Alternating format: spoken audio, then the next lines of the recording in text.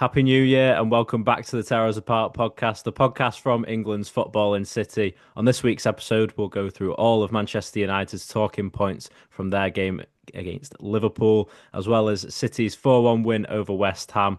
Just after that, we will also give you the latest transfer news for both clubs, with City being the first club out of the two to make the first signing of the window, it looks like anyway. So we'll go into Manchester United's game against Liverpool. They drew 2-2. To be fair, I thought all the United players were brilliant individual performances as well as a collective sort of. But most importantly, Ethan, this sets the tone for United for the rest of the year, really, in 2025. Well, you'd hope Well, it let's would do. hope so. Yeah.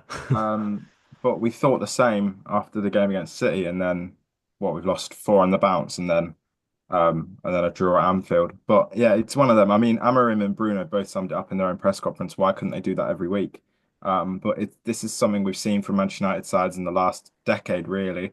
What we beat City, the year 3-2 when to stop and win the league against us, and then lost to West Brom the week after, if I'm correct. Yeah. It's that sort of thing. It's the same thing. They get their heads up for a big game, but they can't get their heads up for Southampton. We'll see. Yeah, it's one of them. You'd like to think they'd kick on from this, but I liked what Amrin said about how he was angry that they didn't do this every week. But yeah, you'd like to think so, but I need to see something to back it up. I spoke, I think, briefly about performances, but mainly from the defence, I thought. De Ligt, Maguire, and Yoro put in some huge challenges in the second half, I thought. And the defence really just completely looked revitalised, didn't it? Yeah, I mean, obviously Euro was only playing for what, 15? Oh, I don't even know. He wasn't on for long, but he Well, came on and yeah. made a great impact with that tackle. But then Martinez, yeah, I mean, he's not been at his best, not by a long way, but obviously scoring that goal. Um, it was yeah, a great goal, Maguire. Oh, I just can't get that last shot out of my mind. But yeah, they were all very solid. I just thought we played really well, and obviously the defense is a big part of that.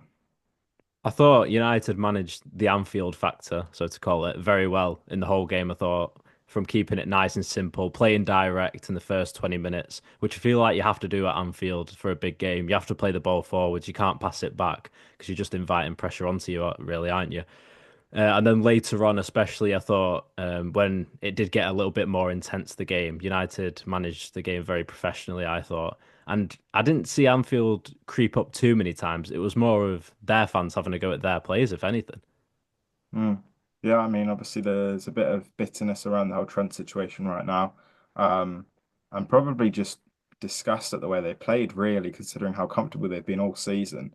To then go and sort of look so rattled against a United side that have been so poor, it must have just been incredibly frustrating, particularly with the expectations going into the game that they'd go and score five again.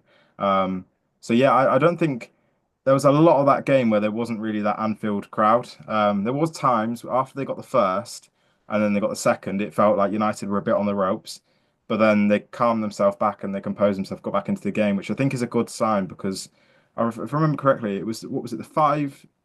Which one of the two terrible defeats to Liverpool was it the 7-0 or the 5-0 where we were actually good until half time? I can't remember if it might have been the 7-0 I um, think It was a seven. They were only where we one were nil up, I think, at good. half time. Well, we were Yeah. we were the better team in the first half, and then they lost a few goals and they capitulated. Whereas at least they didn't do that today. But it's that sort of mentality that Amarin needs to install. That if you go down, you sort of recover and don't just let yourself get trampled on. Yeah. And they did that against City. Obviously, we've not even mentioned it because we've not had a podcast since. But Adam, that must have been Shame. yeah, a massive shame at the end. Well, yeah, but like you say, it was a few weeks ago now, so I'm over that one. Yeah, you got It away was with more, that one. yeah, no, thankfully. But rarely, it was one of the games that I have actually been to this season. One of the five I've been to, and still I've yet to see us win a game this season. That was It one of might the continue.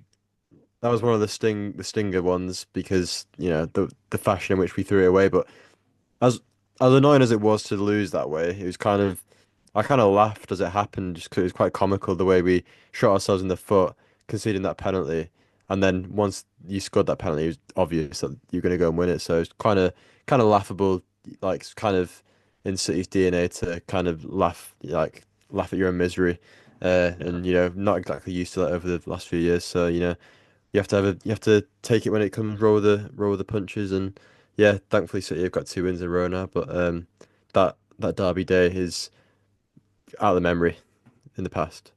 You speak about DNA, that was very Manchester United to score late on, wasn't it? Just before we go on to City, I want to talk about Rasmus Højlund, Ethan, because he played well, I thought. Don't get me wrong, his build-up play was brilliant, and especially dealing with Canate and Van Dijk at the back, he was shoving them. He wasn't getting bullied around too much. But sometimes in front of goal, and we've said this before on the podcast, it's like he's missing that clinical edge. It's tricky. Yeah, I would almost say that his finishing is the something that worries me the least, which is ironic because I think he's got one of the better XG conversion rates. Well, not even XG, just conversion rates in terms of chances to goals because he doesn't get many.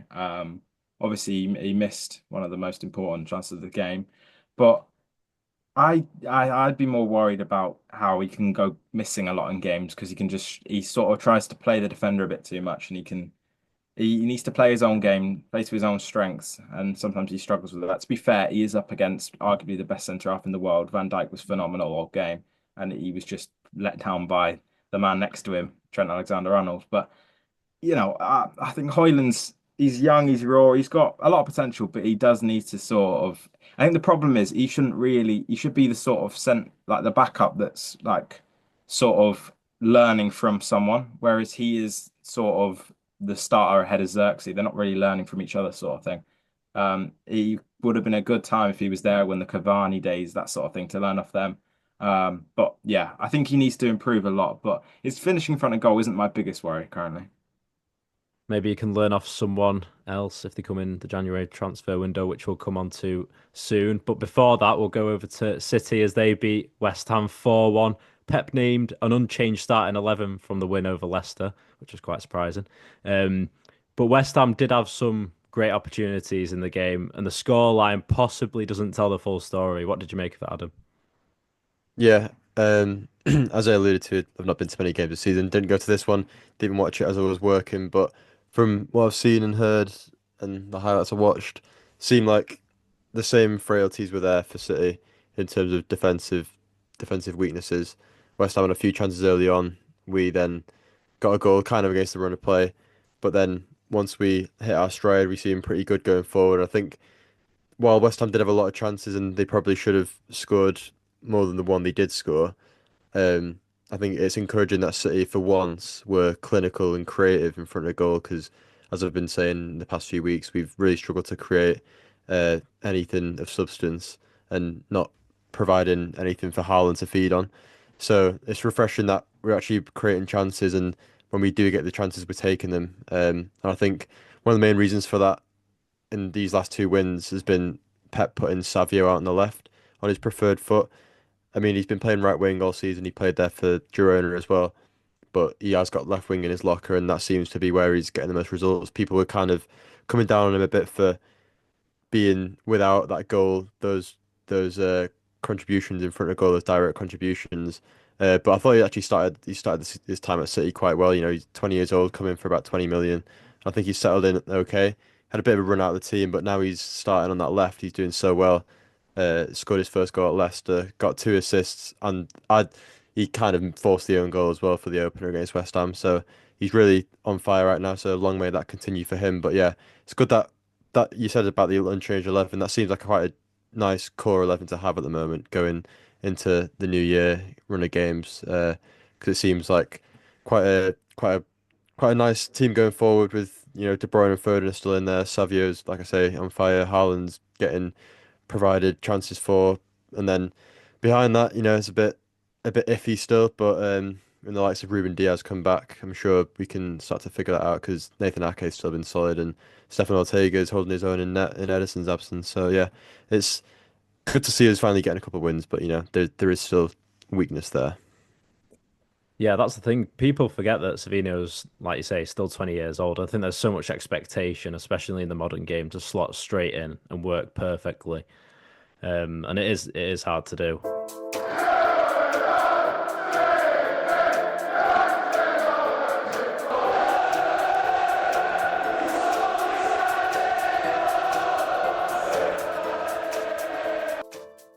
But we're going to preview quickly the FA Cup third round games. Obviously, City have got Salford. Adam, any upset there, do you reckon? I mean, when the draw came out and we were amongst that absolute torrid run of form, a lot of part of me was thinking that's a game you see us losing. But I think the difference now in English football between the Prem and League Two, and I think the the FA Cup upset, the cup set as it were, I think they're becoming so much more rare these days. They're just like the amount of teams in the non-league who could have had a replay and got a lot of money but didn't. The FA Cup's kind of losing its magic a bit, and I think it is unlikely in all circumstances that Salford do pull off anything in this game. But I'm sure their way in will be full of United fans. I was going to say that, yeah. And the storylines write themselves, but I think even our B team, or even the young lads who've been playing this season, like Simpson and Pusey, I think they'll be able to get the job done. Yeah, that's one thing that Pep needs to probably start doing more, if not in these type of games, keep starting like younger players. I know he's done it in the past, but to lay down obviously City's great work that they've done over the past 10 years to keep academy products still coming through and into the first team. Obviously, if they are good enough, that's one thing that he has to do. I saw something about Issa Kabore. Has he been recalled back? Yeah, so he wasn't playing much at Benfica, so we called him back in January, sent him straight to Werder Bremen on loan. But I do think you're right with the youth thing because, like you say, we've done so much good work for that academy that it's producing like it's never produced before. It's going through such a hot spell of producing young players, which arguably is up there with like the most in a single generation in English football. Obviously, not quite class of '92 standards, I know that, but you know, there's been a lot of talk about Cole Palmer, Morgan Rogers, Romeo Lavia, Liam Delap, Howard Bellis, Tommy Doyle. The list goes on and on and on. All these players who we've let go slip through the net, and when we've been struggling, Pep's not been trusting James McAtee, who he's wanted to keep around for in the first team because he rates him that highly. Then he doesn't barely get a kick in our toughest period. So I do think Pep does need to start using the youth players more because else things like that will still happen. Dortmund, Leverkusen, teams of that caliber want McAtee, want to sign him for like 30 million reportedly, and that should be a sign in itself that this kid deserves to be playing. And the impact he made against Leicester was superb. So I'm hoping he gets more minutes going into the new year. So if he can deliver a man of the match against his hometown club, Salford, the Salford Silver, then hopefully something to build on. Right, let's go on to United's game against Arsenal, visiting the Emirates yet again, Ethan. We know what happened last time out. Same result or different? A tricky one. Ironically, we've been playing our best football against the bigger teams, which isn't that ironic because we did that a lot under Ollie. But well, it depends if we can defend some corners. We almost conceded to Van Dijk, which was very fortunate, but they didn't even do the same. They didn't really do that corner kick technique, which was a bit baffling. Like I know they probably wanted to, because they're like top of the league, they wanted to stick to their own methods, but if it was like asking for it. United conceding a corner is like, I Yeah, don't know, a like a lion eating its prey. It's just gonna happen. So just like I don't know, it makes no sense. But like this I think if analogy. United can defend corners, they've got a chance just because they get their heads up for the big games, and the momentum against Liverpool, I think could be useful in a game like that. But Arsenal are obviously a very good team, and I think they'll watch that game and they'll go into it in a very different way. I never felt anywhere near as scared as going to Anfield when it was Klopp as it was Slot then. Like I know that they're top of the league, but it just didn't have that same factor. Like when we've done well at Anfield in the first half, Klopp has completely changed it. They spoke before half time about how Slot likes to change things and he's really good at it. They didn't come out second half any stronger, if not United did. So I think what I'm trying to say is that momentum, I think Arsenal will play a very different brand of football. They won't let us get on the ball quite like Liverpool did. They will just keep the ball, and I think that will play into their own hands because we won't be able to sort of get a foothold in the game. But you never know, particularly with Ugarte in that midfield, sweeping up all the balls. He was being brilliant, and I think United do have a really good chance. Um, it's just can they do it 2 games in a row? That's the big test, but we'll have to wait and see. Yep, we will. That game's on Sunday at 3 p.m. Now, moving on to the transfer window, obviously it's open now, and it's looking very likely that City will sign a 20-year-old lens centre back. I don't want to attempt his name, Adam. I presume you know how to pronounce it, so go ahead. Abdukodir Khusanov. That one. Oh, There you yeah. go. So Yeah. for 20 million euros.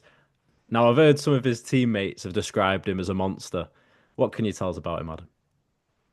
Well, I've watched this guy for all of a week. Well, I've heard of him.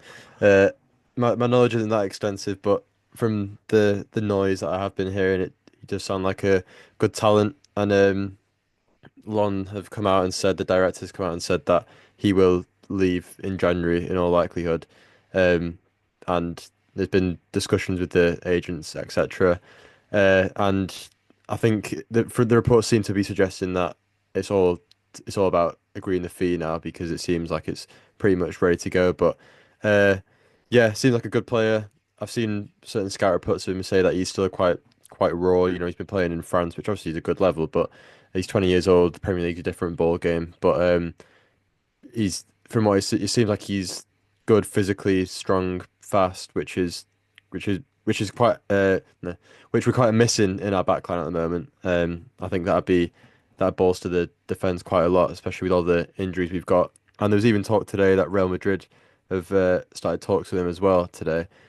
So that's clearly wanted by the the best clubs in the world, really. So yeah, can see why we'd be in for him, and hopefully we can get that one over the line. But it might not be the only person we get in January. Omar Marmoush seems like he's uh, highly tipped to come to the club as well. See, that was actually going to be my next question to you about Atalanta, Edison from Atalanta and Omar Marmoush from Eintracht Frankfurt. Now, if you've seen where they are in the league, Frankfurt are third, which they're never really third in the Bundesliga, are they? And then Atalanta are top at the moment. So, and I'm just thinking, would Omar Mamouche actually suit City? Like, would he come into this team? I know he'd offer something different, but is it worth going splashing out 50 million for him, do you think? And then another 50 million and Edison? I think it's important that we get the right players in this rebuild because I think I've mentioned it on the podcast before. How many areas of the squad that we need to improve pretty drastically. Defense is one of them, because we're just so struggling at the back right now. We're struggling so bad at the back right now. The midfield's got no physicality in it, just gets bypassed quite often. So I think Edison would be big for that. But I think Marmoush is just as important as the others, to be honest, because since Riyad Mahrez and even the days of Raheem Sterling and Leroy Sané, that attack's been missing real productivity. You know, there's a lot of talk about Grealish's lack of goal contributions. Jeremy Doku's in and out of form, very patchy. Savio is obviously doing well now, but I think Marmoush, who's been so productive in Germany this season, he seems like a really exciting prospect, and I think if he was to come in, he would add some ready-made quality, and I think that would be a fresh, hungry player in the attack would be perfect for this rebuild. Bundesliga tax question mark? Oh. Doesn't exist for City, unfortunately. Hmm. I've got the receipts. Company, De Bruyne, Gundogan, Sané. I can go on. Potentially. Yeah. Nice to get a feature from your mum there, Ethan. Oh yeah. Does she want to come on the pod? A Oh, yeah. special guest. Oh, yeah. Um, right, we'll move on to Manchester United now. And David Ornstein has come out in the last couple of hours, currently on Monday here on the 6th of January, and said United are actively exploring a deal to sign Randall Kolo Muani from PSG. Spurs and Juventus are also interested. Ethan, we know that United still have issues with complying to FFP and PSR, but with it being a loan move and United in real need of a goal scorer, could Muani be the guy to come to United and change it around up front, do you think? Um, well, statistically, no, because he's not scored a goal in the Champions League from 4 games this season. He scored two from 10 in League One. Um, and in the season before that, he scored six in 26 and one in the Champions League from 10. So he's not, It's not a goal scorer. he's statistically not this massive goal scorer. I think he's a more experienced striker, obviously, than Hoyland and Xerxes. And he probably brings you something a bit else. I'm not going to pretend like I've watched him loads because I haven't. Apparently, It'll give World you Cup a bit final. more. Well, I remember Yeah, that. yeah. I mean, we all know that, but Not a it'll good give you a bit reputation to more. have. But uh, he's not going to start bagging them in. Like, it's one But of the. then we thought about Nusayr Mazraoui. I know it's a different position, but we thought that he'd come in and just get injured. And then he's probably been United's best signing so far, hasn't he? Well, yeah, but that's a bit different. And There's yeah, predicting a player to get injured on injury track record and a player statistically not being very good in League One, which is a wildly weaker league than the Premier League. So, I I think he'd probably do things better than our strikers do at times, and he might score a few more goals. But I don't think we can expect him to come in and score loads. If the loan fees like when we got Igalo and we had to pay £12 million loan fee, I that's not in my eyes worth it. Like if yeah, you're spending that amount of money, you might as well just save it and buy someone that's because 12 million in PSR isn't great in the middle of the year. So I'm not a massive fan of it personally, but we do need a striker, which isn't great having bought two in the last 2 years. But yeah. Now we'll move on to United's interest in a left wing back now from Lecce in Syria, Patrick Dorgu. It's coming out from Fabrizio Romano. Apparently, United have been scouting him for the past couple of months. Should United go out and get him now, Ethan, or possibly a loan move regarding FFP? We don't know, or wait until the summer for a player like Milos Kerkez or Nuno Mendes to come in, if they well, I can don't know spend that much money. about this guy. I don't know much about him, but we've obviously agreed a deal for that Diego Leon left back, the Paraguayan left back. So I mean, I think the main thing is we will be trying to sign a few fullbacks in the next, well, wing backs in the next few years because they are literally vital to the system. Because when the fullbacks have a good game, it seems to be the team works. Like Delo had his first really good game in a long time, and the system worked because he got an advantage of Trent, but it's not as easy every week like that. But yeah, I don't know much about him, and in terms of would he get in straight away? Would he start? I don't know. Um, I'm not clued up on him at all. But with Diego Leon, if he's another youngster, I really don't know. But I guess yeah, I don't know. Who But would if, you if he's want a out of? youngster, then sorry, say again. I was just going to say, who would you want out of Kerkez and Mendes if you could have either in the summer? Uh, I'll take Anthony Robinson instead. Don't. Really? No, I don't know. I think wing I'd back's a say tricky Robinson at one. City. It's a tricky one, wing back, because you can look really good as a fullback, but you can be naff as a wing back. Yeah. So True. I don't. I don't know enough about wing backs specifically to go, yes, we want him. Like Alfonso Davies is presumably his contract. I don't know if he's got a new contract, all that sort of thing. But then Davies, he was very good and then seemingly fell off a little. I think it's up to United scouts. I mean, I'm no scout, so. But I think it'd just be smart to get signings like Diego Leon, get the youngsters in, sort of, but alongside someone that can start for a few years. Yeah. So yeah, I don't know, to be honest. That's yeah. I personally think Kerkez, just because I think he's got the ability to play wing back. When I've seen him play for Bournemouth, I feel like he can get up the line back and forth very quickly, and his attacking output is just like insane. It's just when he goes forwards, I just know something's going to happen creatively from him. I think Nuno Mendes, there's going to be a hefty price tag with that if he comes along. But we keep, like we speak about the striker there, we keep talking about how we need players from the academy or youth players to learn off current players in their roles. And these set of players that United have currently got aren't they're not traditional players who would play in a 3-4-2-1. So when Amarin gets the players who he wants in, then the youth can start to learn off them because now I mean, Godwill Kokonki is not even. I think he came on against Forest, but he's not even started, has he? And that's the whole thing about playing in a back three. The academy players, none of them have played in a back three. At least with Okay. City and Pep Guardiola, through from the top to the bottom of the club, they've all played the same style of play, so they know what's coming Well, through. But that's is Amarin trying to do that's that? why that's why Liverpool went against Amarin in the summer because they felt that because the academy up has been trained in a back four, if they change to a back three, it's really risky to completely scrap their whole thing. It's quite a big, a sort of a thing you do if you're panicking. and it fits United because everything's not worked. So you might as well you'll go for the back three, you'll try it, but changing the complete grassroots up is quite a big thing, and I guess they didn't want to change that Liverpool DNA. So yeah, it's quite a tricky thing. Yeah, I don't know. It's one of those things that I don't know how they would have felt like in terms of training. The second Amarin came in, I don't know if the youth coaches have to go right, scrap this now. We have to play a black. I don't know how it works, Yeah, but if you're playing in a back four and then the second you get promoted, you're playing in a back, it's a completely different system. Same with the wing back to fullback. So I don't know, but because United would have recruited fullbacks for the last 10 years in their academy to play left back, right back, not wing backs. It's just one of those. So that's why Liverpool went against that sort of decision. But obviously United haven't, and they have to be willing to make those sacrifices to make those signings now. definitely. Now that is unfortunately the end of the episode. I've thoroughly enjoyed it. Viewer, listener, if you have, make sure to leave us a 5-star rating if you did enjoy. And if you didn't, well, don't leave us a 0 or 1 star. Please do give us a 1 upwards, even if it's a 1.